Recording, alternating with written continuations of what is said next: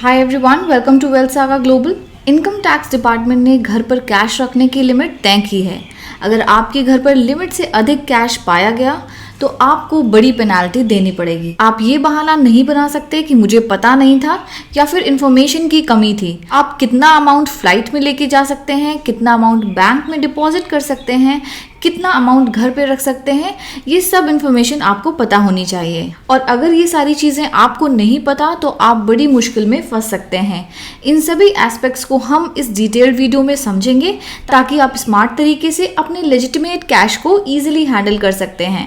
So video as always होने वाला है powerful, so don't forget to smash the like button and let's dive in. अगर आप real estate में काम करते हैं या फिर अनऑर्गेनाइज्ड बिजनेस में जहाँ पे कैश ट्रांजैक्शन ज़्यादा होता है और आप घर पर ज़्यादा कैश रखते हैं, तो अगर आपने इसको सही से डॉक्यूमेंटेशन नहीं किया है या मैनेज नहीं किया है तो ये आपको परेशानी में डाल सकता है। वैसे तो आपको अपने बिजनेस को ऑटोमेट करके कंप्लीट ट्रांजैक्शन ऑनलाइन करके इनकम टैक्स डिपार्टमेंट को डिक्लेयर करना चाहिए। हमारी प्रेजेंट गवर्नमेंट ने इसके लिए कई सारे बड़े नियम भी बनाए हैं, लेकिन आज भी अनऑर्गेनाइज्ड बिजनेस में आपको कैश ट्रांजैक्शन के चलते अक्सर अपने घर पर कैश रखना पड़ जाता है। रेगुलर ट्रांजैक्शन, लेबर की पेमेंट्स एटसेट्रा एटसेट्रा। बट अगर किसी ने आपके घर में रखे कैश की इन्फॉर्मेशन को इनकम टैक्स डिपार्टमेंट को इन्फॉर्म कर दिया तो आप बड़ी मुश्किल में फंस सकते हैं, भले ही आपने वो अगले दिन इसको बैंक में जमा करने के लिए क्यों ना रखे हों। बट स्टिल कुछ लोगों के पास कैश इतना ज़्यादा होता है और वो भी अनअकाउंटेबल,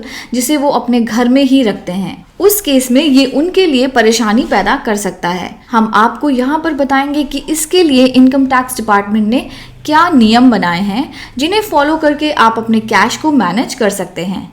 इनकम टैक्स डिपार्टमेंट के नियम के मुताबिक आपको अपने घर में कैश रखने की लिमिट पता होनी चाहिए। मालूम हो कि इस समय कई सारे स्टेट्स में इलेक्शंस चल रहे हैं। 2024 में जनरल इलेक्शंस हैं, सो इस समय कैश को रखना बॉम्ब को रखने के समान है। ऐसे में सवाल उठता है कि आम लोग अपने घर में कितना कैश रख सकते हैं जिससे उनके खिलाफ कोई कार्रवाई ना हो। फर्स्ट एंड फॉरमोस्ट, आप अपने घर में कितना कैश रख सकते हो। So as per income tax act आप अपने घर पर कितना भी अमाउंट चाहे आप रख सकते हो, लेकिन आपके पास उसका सोर्स होना चाहिए। लेकिन अगर आपके पास सोर्स की इन्फॉर्मेशन नहीं है तो कृपया 2 लाख से ज़्यादा कैश अपने घर में ना रखें। अगर आप जांच एजेंसी की पकड़ में आते हैं तो आपको कैश का सोर्स बताना होगा। अगर आपने वो पैसा सही तरीके से कमाया है तो आपके पास कैश की रिसीट या फिर बैंक स्टेटमेंट या फिर एटीएम विड्रॉल स्लिप होनी चाहिए। और अगर बिना इन्फॉर्मेशन के कैश पकड़ा गया तो क्या एक्शन होगा ये भी हम आगे बताएंगे।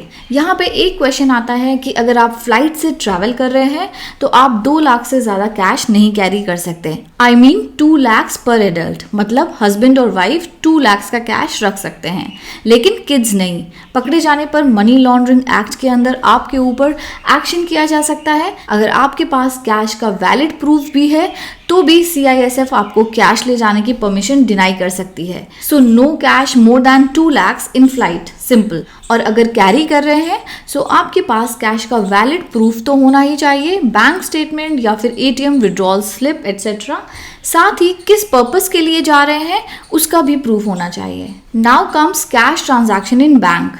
आप अपने बैंक में एक दिन में 50,000 से ज़्यादा कैश डिपॉजिट नहीं कर सकते। अगर आप मल्टीपल ट्रांजैक्शन करके ज़्यादा कैश जमा करते हैं और महीने में एक अकाउंट में 2 लाख से ज़्यादा कैश डिपॉजिट करते हैं तो बैंक्स को, अथॉरिटीज़ को आपके अकाउंट की इन्फॉर्मेशन शेयर करनी होती है।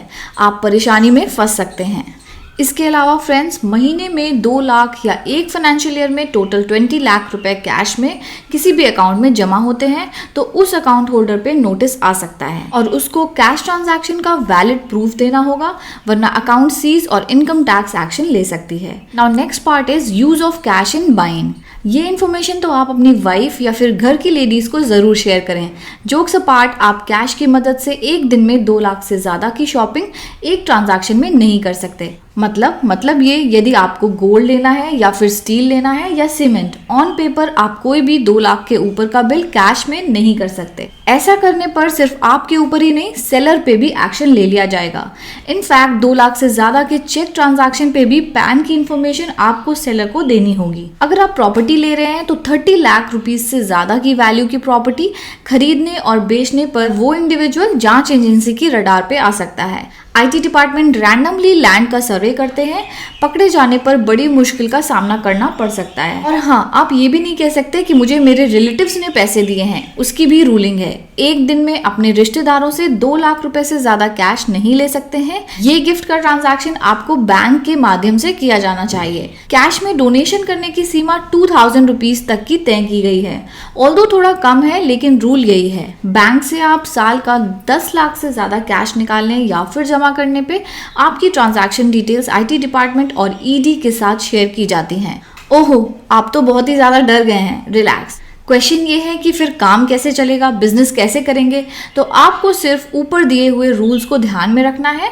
वो रूल्स आपको फैसिलिटेट करने के लिए ही बनाए गए हैं, लेकिन अगर आप उनको ब्लैंकली इग्नोर करोगे, अनअकाउंटेड कैश के ट्रांजैक्शन का आप सोर्स भी नहीं बता पा रहे हैं, तो ईडी, सीबीआई जैसी बड़ी जांच एजेंसीज आपके खिलाफ कार्रवाई कर सकती हैं। और इस रिलेशन में central board of direct taxes (CBDT) के मुताबिक अगर आप घर में रखे पैसों का सोर्स नहीं बता पाओगे तो आपको 137% तक जुर्माना भरना पड़ सकता है। मतलब कैश तो गया ही, साथ ही 137% का पेनाल्टी भी। तो बिजनेस को ऑटोमेट करें, पेमेंट्स जितना हो सके यूपीआई या फिर चेक या फिर बैंक्स में लें या फिर आरटीजीएस के द्वारा लें। और ये वीडियो फ्रेंड्स के साथ पक्का शेयर करें, इससे पहले कि वो लपेटे में आ जाएं। और हाँ, अगर आपने चैनल को सब्सक्राइब नहीं किया है तो please do that for more informative videos. See you in the next one.